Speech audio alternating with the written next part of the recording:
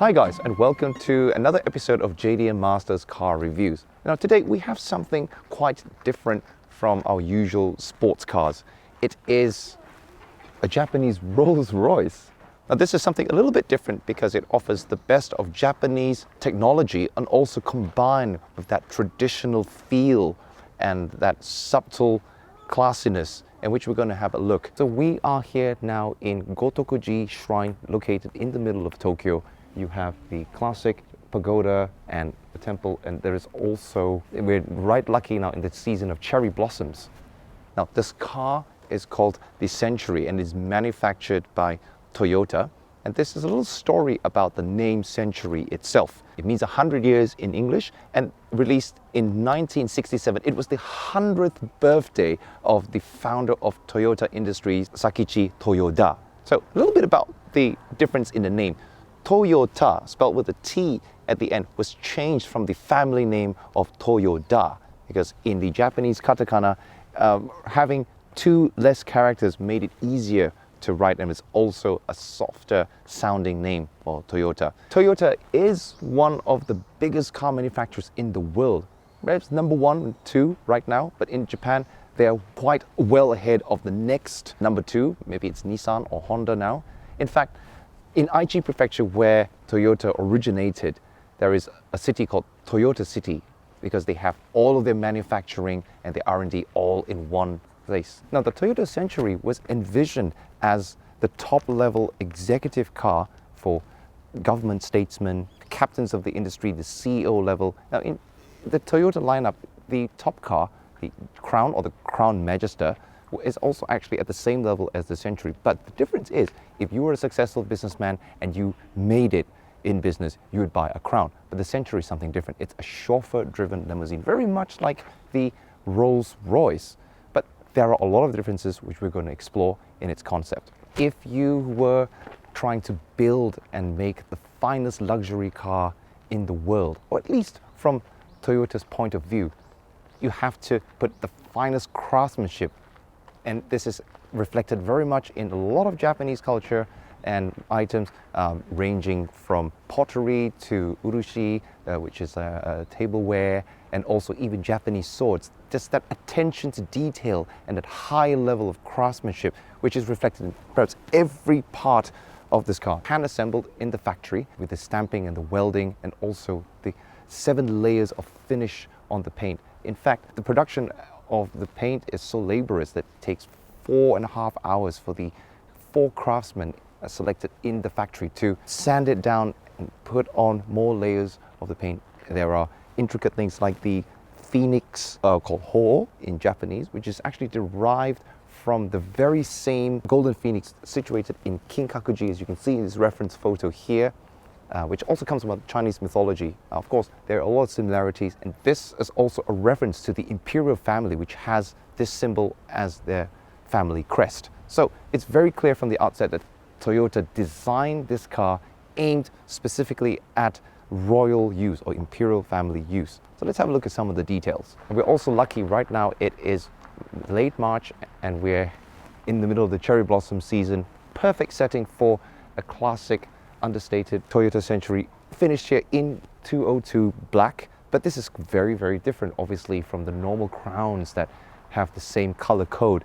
I mentioned earlier about the 7 layers of coating that is used to finish this car. In fact, if you look at the catalog, colors that were available for the Toyota Century are all subdued colors. You have black, you have silver, you have gray, a sort of navy blue, and another shade of a slightly darker gray. There's no red, there's no green, it's not even yellow. And the reason is, this is a car that is meant as a show of status and position rather than wealth. And here in the interior, you have the wool seats, which are available in gray and a kind of what they call an orchid color, and also blue. Leather seats in gray or a kind of like a black. 2 tints for the windows. You had a sort of like a green tint or a kind of chrome tint. As the owner Zane has said, it's called stealth wealth. Now, being a sedan of a limousine class, and even in today's standards, so this is the 2nd generation of the Century.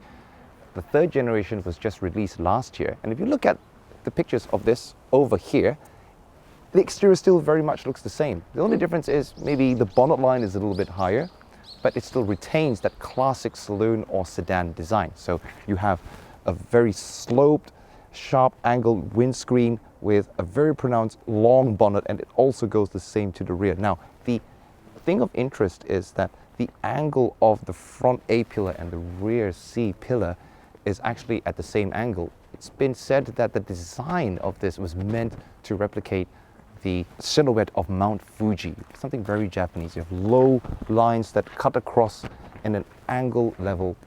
The long boot to emphasize also the importance of the rear. Now let's have a look at some of the closer details. The C-pillar surface, as you can see, is very, very wide.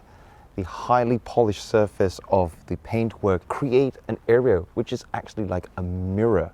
So the important occupants who would come out of the car before he goes to his meeting will be able to see himself and adjust their hair or their suit or the tie. The Toyota Century, with its more than 5 meters of length and almost 3 meters in wheelbase, cruising down through the government segment of Kasumigaseki and through Ginza.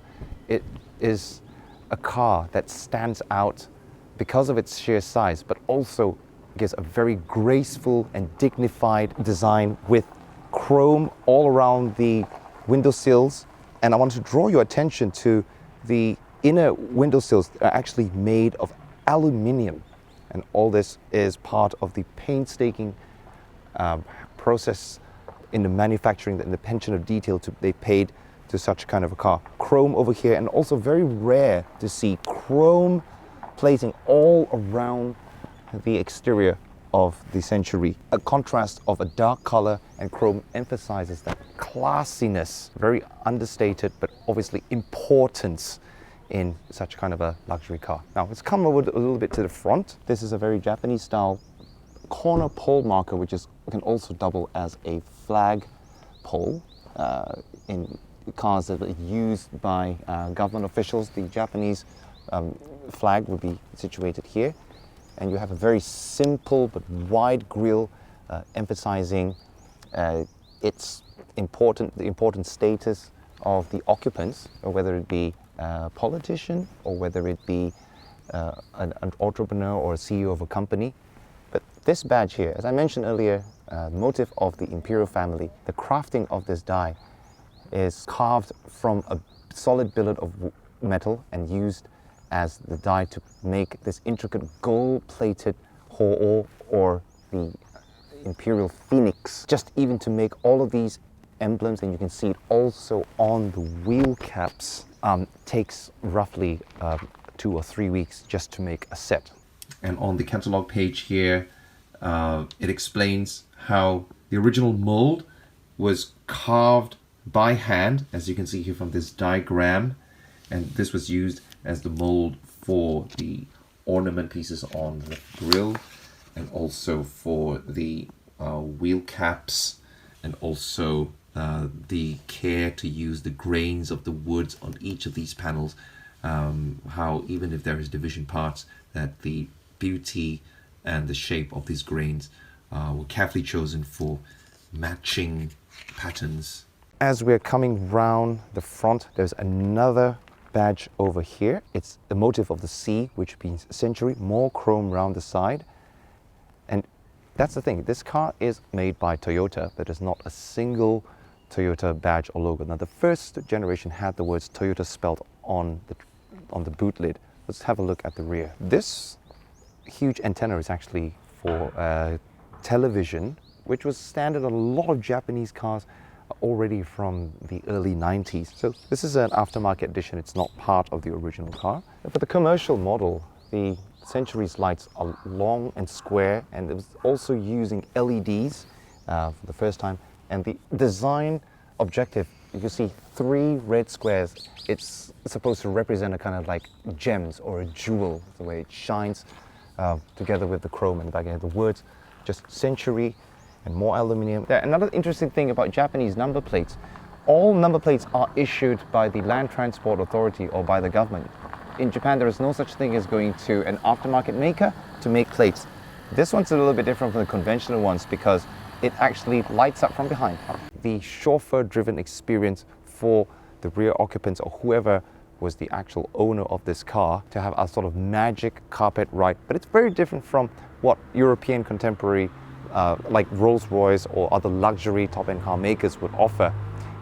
We have to go back into looking in Japanese culture. So we're here in a shrine, and very different from European or other kind of Asian kind of religious sort of tones, where in Japan everything's all about subdued colors, and it's the very same flavor for the Toyota Century. And you can look in the interior and how the car moves. It's showing that it's an importance of status for the occupants to move around in style and in luxury. Now, some interesting features of the Toyota Century's lights: when the indicator is put to the left or the right, this lamp here actually lights up to shine, to give some shine on the road before you turn in the corner. Now, this here is a corner marker lamp, which lights up in a slight green on the inside, which can only be viewed from the driver's perspective. There's all these little things that are very well thought through by the designers, and it's something that's also in sense of Japanese hospitality. Now, the Japanese hospitality called omotenashi, which is a key word also used for the Tokyo Olympics, extends also to many aspects of the interior, which is ultimately made for the comfort of its occupants, and it's ultimately made for the high-ranking or important occupants. Now, this is also very much reflected in the entire design concept that has kept the Century the same for its all three generations. There is absolutely nothing opulent or over the top or even outstanding in its classical design, which is very much reflected by the omotenashi concept of hospitality. It's graded with imperial elegance and also a stateliness that is the concept of the car. Now, when this car came out in 1967, Toyota actually designed this with the intention of presenting it as the official car for the imperial family. Now, for some reason, the imperial family then chose the Nissan Royal, which was a coach-built special car, which saw service all the way into the early 2000s. And it was finally then that Toyota commissioned an even more special version of the Toyota Century called the Century Royal, as you can see from reference photos here. The front mask design is the basis for the third generation. But then prime ministers, important captains of industry and CEOs and many government officials have used the Century, and if you come to central Tokyo, you'll sometimes see these cars floating about. A lot of them do have the different option of the wing or fender mounted wing mirrors, and that's something very interesting in that fender mounted wing mirrors make the entire width of the car narrower compared to the traditional wing mirrors. Let's talk a little bit about the people that actually use this car. So as we talked about, the Century was aimed at diplomats and also government officials, but a driver, change of plans, take me to a Sumitomo Corporation. yes, sir. Because the Century has a very low-key sort of regal image, celebrities who didn't want to stand out or be recognized, wanted to enjoy a luxurious item, often would buy these cars as well. Now, Toyota was only able to make 50 of these cars due to its laborious handmade process and also the finishing of the paint, but also perhaps to keep it exclusive. Now, at the price of almost 12 million yen back in 1997, in today's money would probably be 15 million. The new model is more than 22 million, so it's still a lot cheaper than Rolls-Royces or top-of-the-line import Mercedes-Benz. It was usually used by, maybe more sort of people with their more, unscrupulous or shady intentions. But in Japan, maybe the more traditional type of Japanese who wanted to keep that sort of domestic kind of feel, who wanted to be very Japanese, will probably choose the Toyota Century. What made you be interested in this? So honestly, before I came to Japan, I didn't even know the Century existed. Like you're saying, it's basically pretty much unknown outside of Japan. And when I got here, I always wanted an AZ1. I ended up picking that up, but while going to car shows, Daikoku Futo, just all sorts of meetups, I started kind of falling in love with the VIP style, the Bippu kind of right. style. And so I was like, if I'm going to get another car, I was shipping my AZ1 back to the US. I wanted to look at, some sort of VIP car. So I was looking at the Nissan President, some Crowns and stuff. And one of my coworkers said, well, if you're considering stuff like that, just go, all out, get the best of the best, the Toyota Century. Right. So I started doing some research on it, and I was like, oh, it's got a 5-liter V12. Wonderful. Oh, it's got all these amazing amenities, and they're surprisingly cheap, especially the older ones. Right. So, and most of them are company cars, they might have a lot of miles, but for the most part, they're all really well maintained. Yes. Insanely reliable because it's a Toyota. Yes. And, I just fell in love with the looks of it. And Steering feels like the initial travel feels a bit loose and not direct. yeah, it's a little vague. It's a little vague. Yeah. But when you push it on throttle, it turns. It responds. Yeah, it's not the most exciting car to drive, honestly, Interesting because apparently the third generation was designed with a bit more driver, owner-oriented kind of feeling because they considered both, like the chauffeur aspect and also the driving aspect. But you know what? I love this. It's very different from my own personal ethos of what I appreciate in cars. I love sports cars. I know so do you. Yes. But there's a time and place for this. Yes, there definitely is. So let's have a look at the engine here. The 1GZ FE. It's a 5-litre 48 valve all alloy V12 engine. It essentially runs as two independent straight-six engines, having two computers to control either cylinder bank.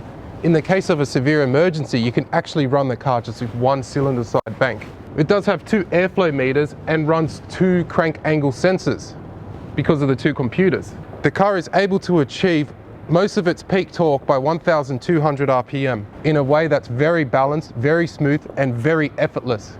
It runs 10% less vibrations than the famed 1UZ FE engine. So what makes this engine so good?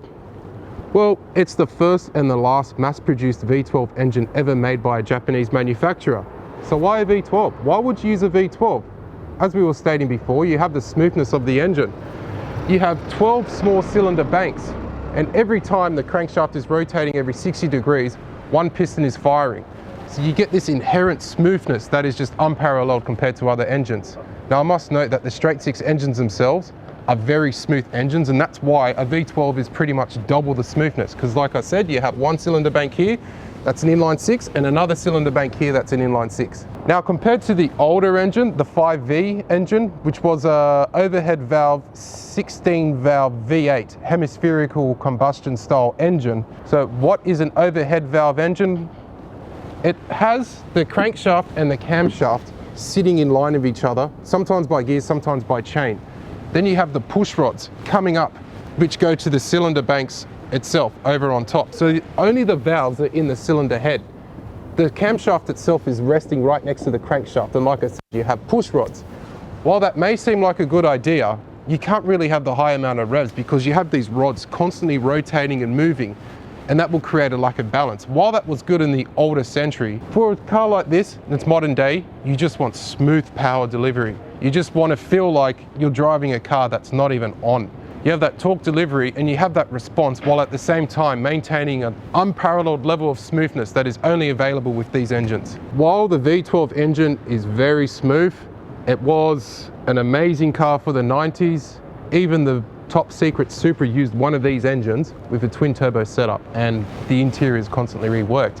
In a modern day setting, it's not exactly practical with emissions laws, taxes, and all that. So the third iteration of the Toyota Century uses a V8 engine with a hybrid drivetrain system. Why? well, you still are able to get that low-end torque, that low-end response, and that low-end smoothness while still maintaining a fuel-efficient car. And being the flagship car of Toyota at its time, you can just see the amazing, immaculate build quality of this car, how solid it is. You can even see here the insulation for this bonnet, just to minimize and dampen any vibrations that this engine may produce, as minimal as they are. It's just incredible.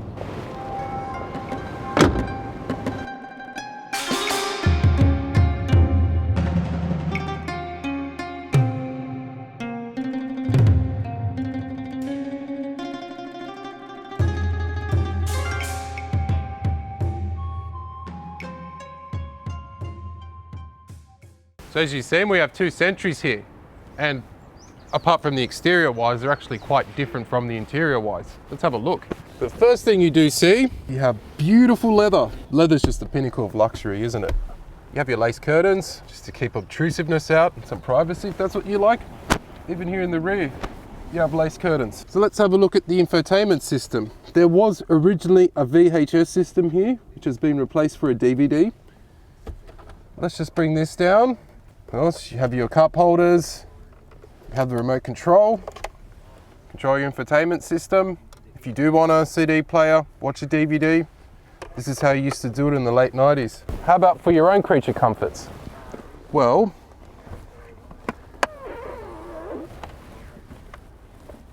there's the setup, car phone. You can tell these aren't allowed these days, but yeah, that's just peak 90s. Yeah, sell those stocks. I don't give a what he says. I'm telling you, sell them right now. Listen, you tell that guy he needs to sell that. I got some inside info. No, don't worry about the cops. All right. If you want to listen privately, you got yourself a Walkman.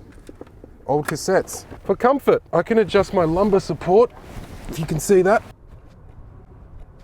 You can see that moving. That adjustment. Move the seat up and down, back and forth. Even the headrest you can adjust.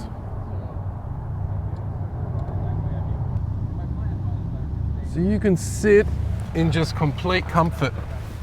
Even this part here, it's a head pillow. So if you do want to sleep, at least you got some nice support there as well to keep you comfortable.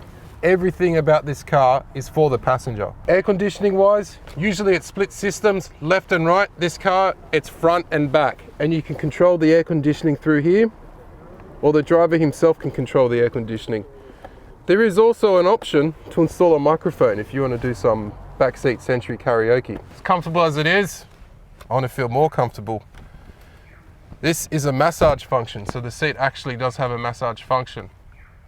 While it's not as contemporary or as good as modern massage systems, I mean, hey, you've got a massage system, it's good enough. And seat warmers. You've got vanity mirrors that are adjustable, control the height or the tilt. Do have some little side lights, a reading light, dimmer adjustness that you can move left to right. I mean, hey, coats are expensive. Even got yourself a coat hanger for your nice suit. Every single side compartment does have a receptacle for an ashtray and a cigarette lighter socket. And this is brushed aluminium.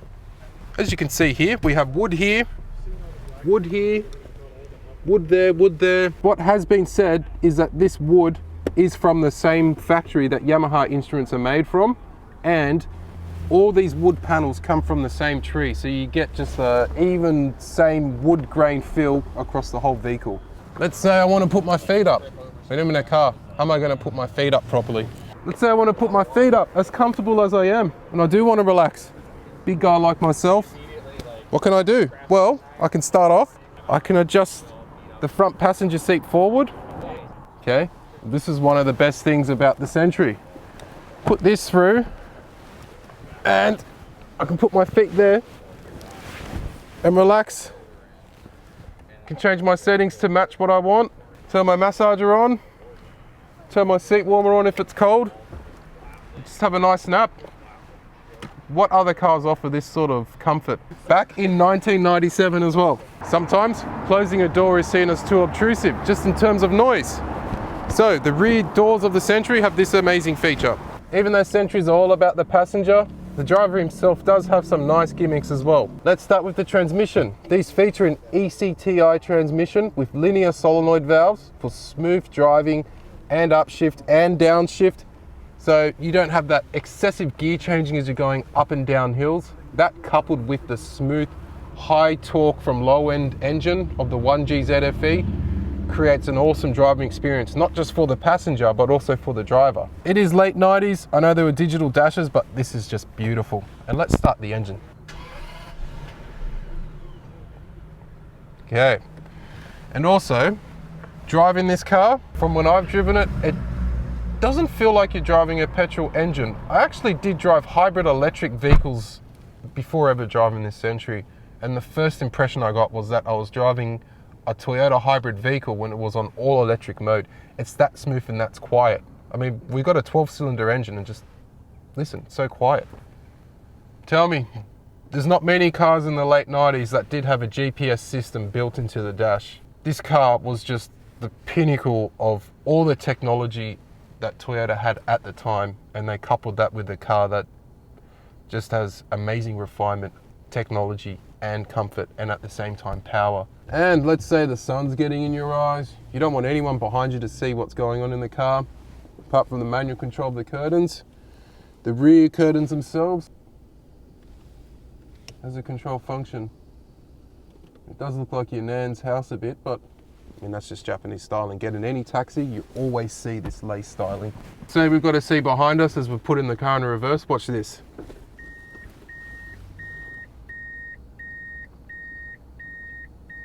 In the late 90s. Now, another awesome feature about this car is the electronic throttle control system. Have a look at this. It provides excellent vehicle acceleration control by regulating the engine output according to what you need. So you do have the normal ETCS mode here, which maintains a smooth ride for rear passengers, even when the accelerator is pressed rapidly. You do then have a power mode. Have a look there. This power mode just unleashes the full power of the V12 engine. Gives you response when you need it. And then you do have the snow mode down here. This provides accelerator control appropriate for conditions where you're going to have rear slip or any loss of traction. So your accelerator input is more delayed compared to what you normally have. Other Toyota cars have that as well. It's mainly a Lexus thing or a high-end Toyota thing. In the late 90s as well, incredible. So it's getting a bit tight, seatbelt. You can adjust how high or low your seatbelt is riding. And seat warmers as well. Let's have a look at the other Century now, see the differences. Okay, let's have a look at this one now. First thing you see is this isn't even leather, it's wool. Why wool? Well, we get back into the obtrusiveness factor that makes this car so quiet. Japanese see wool as less of an ear sore than leather. Because you move in wool, you don't really hear it. Sometimes leather has that creakiness to it, that crunchiness. So wool is just seen as a higher level of comfort in some areas. Features, again, have the Century logo. This is a little bit different. This one has an LED screen rather than a television screen. But you still have those same nice features that give the passenger the most ultimate rear comfort that they desire. Another thing, electronic telescoping steering wheel. I didn't see these because I used to work at Toyota as a mechanic. I didn't see these until the later generation Prados and Land Cruisers. So this is a big deal. Again, just smoothness. The engine starts, you don't even feel any vibrations. The most major difference between this Century and the other Century in terms of the front is the Grand Seiko clock. Stunning. The glass is even made out of proper crystal.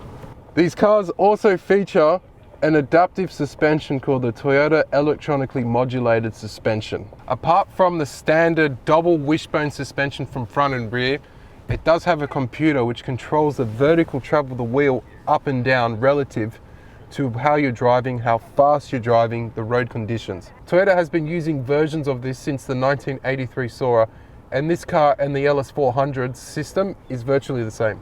Hi, my name is Mark from the US, but been living in Japan. So I bought this Century about 1.5 years ago. I thought it would make a good family car for my growing family, my wife and 2 kids. The kids don't need as much legroom in the back, but it's quiet, it's comfortable. My wife likes all of the legroom, and it's great for going shopping, bringing things back in the huge trunk. Yeah, it's smooth, it's quiet, it's fantastic. I love it. From my background as an American, you know, we know that there's no replacement for displacement. So this is a 5-liter V12, but I've got a Mercedes 6-liter V12 as well. I still like driving this one about half the time just because, you know, it's smooth, it has so much torque from low down, and it's just wonderful. Yeah, it's just a great car all around. This is a 97, and if I compare it to my 94 S600, I think they're both better at different things. One thing I don't like as much about the Century is it doesn't have cruise control, and even though it has a heated seat button on the driver's door, it's only to turn on the heated seats for the back seats. The front seats don't actually have them. Front doesn't have memory seats, front doesn't have soft closed doors, but the back does. So as a driver, the Mercedes is a little bit more fun, a little bit more engaging, but the Century is it's just so comfortable. I mean, you drive for a few hours on the highway, and once you've arrived, you don't feel like you've even gotten up off your sofa. Whereas the Mercedes, you feel like you've driven a bit, which is great, but you also feel a bit more tired. By the way, this has front seat Heated? Damn it. Probably it's option. Yeah, I think so. The guy's like, no, I don't want him for my driver.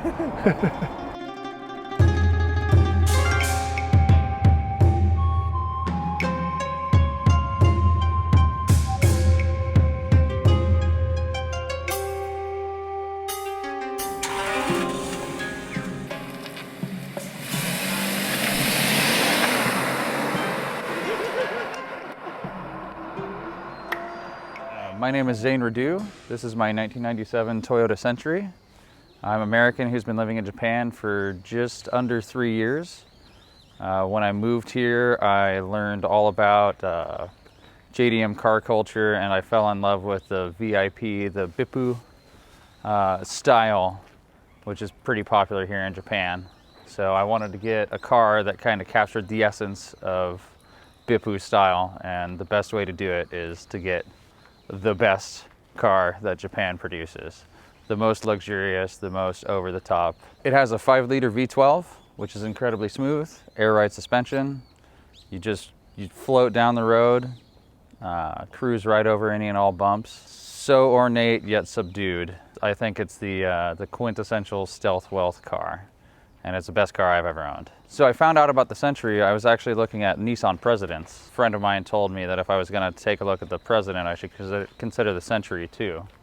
And when I started researching the Century, I just figured, you know, there's no car better than the Century.